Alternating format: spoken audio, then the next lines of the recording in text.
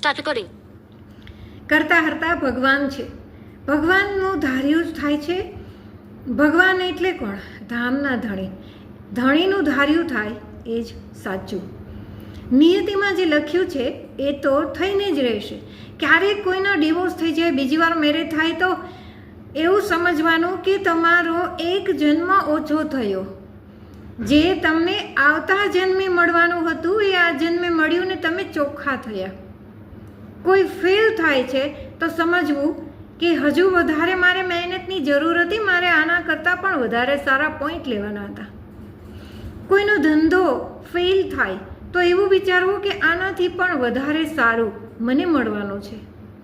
ખરેખર જ્યારે વિમાન અકસ્માત થયું Gift get ready to be rewarded. Head over to Benefit Center to collect your well-deserved gifts. આપણને કેટલું દુઃખ થતું હતું. ન વિચાર્યું હોય ને એવી ઘટના આપણી સાથે બની ગઈ.